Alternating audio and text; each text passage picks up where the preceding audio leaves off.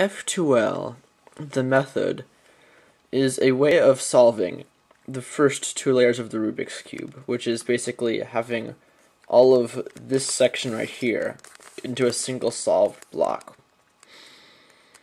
This method is a step of the CFOP or Friedrich method, and it comes directly after you complete the cross. And so basically it breaks the remainder of the F2l down into 4 separate slots that you can solve. Because of its versatility, there are a large number of variants of F2l that allow you to control the last layer a little bit. There are 2 ways to learn F2l. You can learn it intuitively, or you can learn it with algorithms.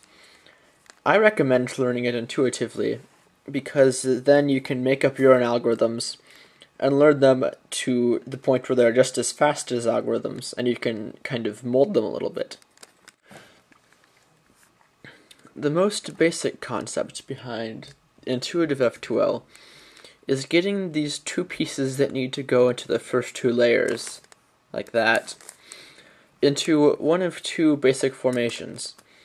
This one right here, where they are connected directly, where you can easily insert them with an R, U prime, R prime, or this position right here. And this is a little bit harder to see for new F2Lers, but you can resolve this easily by doing R, U, R prime. And this position is basically like the first one, except when you do the R, it connects them. So they're kind of across from each other. And so Intuitive F2l is basically trying to get into this situation. And you do this most often by hiding pieces. Your goal, like, this is a very simple case to try it on. Your goal in this case, as you can see, since the colors are different rather than the same as they would be here, your best bet is going to be to try to get them into this formation.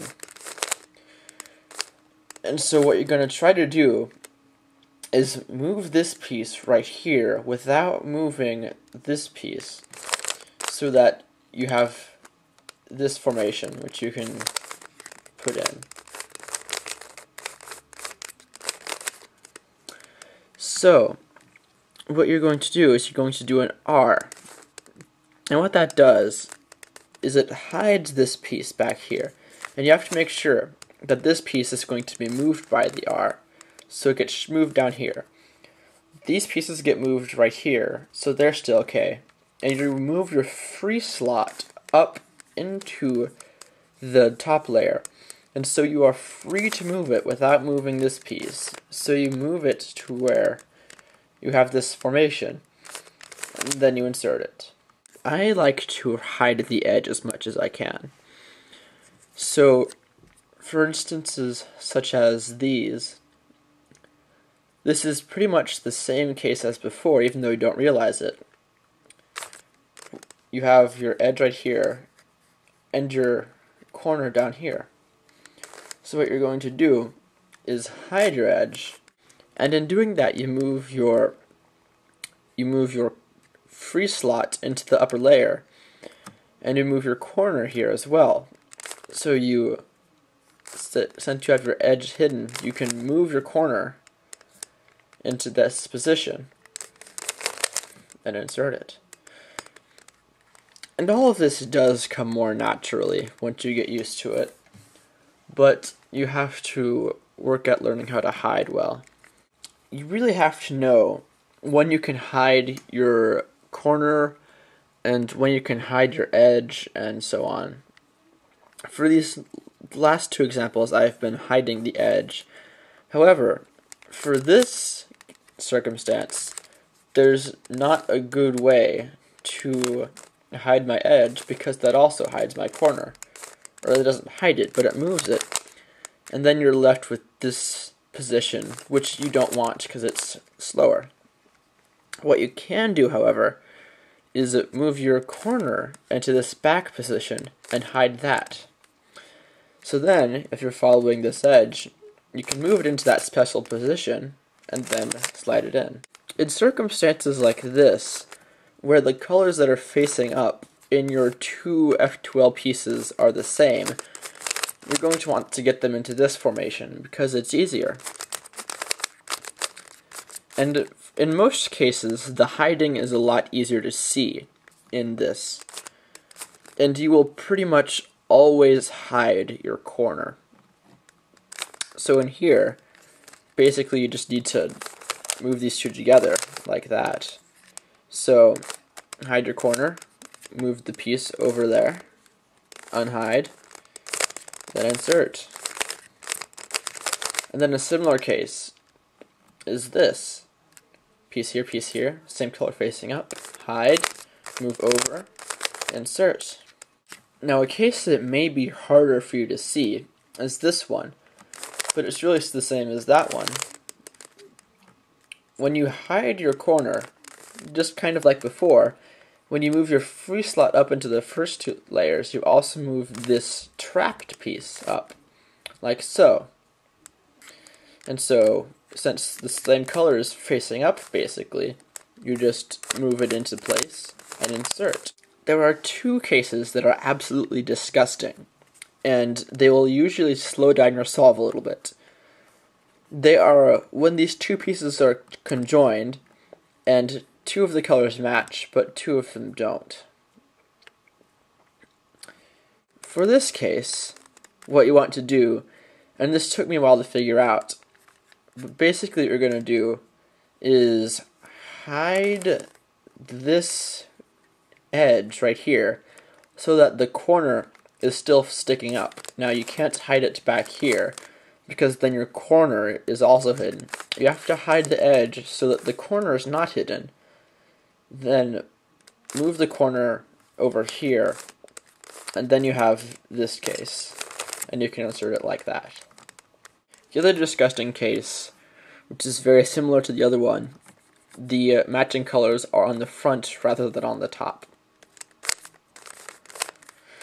Now, this one you can learn algorithms for. There's really not a good intuitive way to do it. You could do something like that, but it's unnecessarily slow. So there are two algorithms that I know that are decent for this. You have R prime, U prime, F prime, U, F R, F prime, U, F. And you also have my personal favorite, which when you put this in the back is R2, U2, R prime, U prime, R, U prime, R2. There are certain cases, such as this, where it's simply the best option to memorize algorithms. Like this one, my favorite algorithm is U, R, U prime, R prime, F, R prime, F prime, R. You may also like U, R, U prime, R prime, little d prime, L prime, U, L. Whatever floats your boat. Sometimes you will get situations like this, where you may or may not have pieces in the top layer, and your F2l isn't solved. The case that you have is that you have pieces in your F2l that belong in other spots in your F2l. And basically what you do is just move it out. It's as simple as that. You just move it out. Like, you could pretend that there is your piece. You could just pretend that there's your block right here that you move in. And there you have your slots. You can also have cases like this, where there are pieces in your F2l slot, but they're twisted around in ways so that you can't fix them very easily. The best way to handle this is to move them out, and then treat them like the same F2l pairs. In case In cases where your edge is in place but oriented the wrong direction, basically you can do this very quickly. You just have to know what to do. If you're lucky and your corner has the bottom face facing upwards, you can just simply move it out and then put it back in. That's a really fast case. Or if you prefer, you can do it like that. Whatever. If you have your corner facing forward, then you can hide your corner, and since the red is facing up and it was blue earlier, you move it out like that, so you can have this case set up here.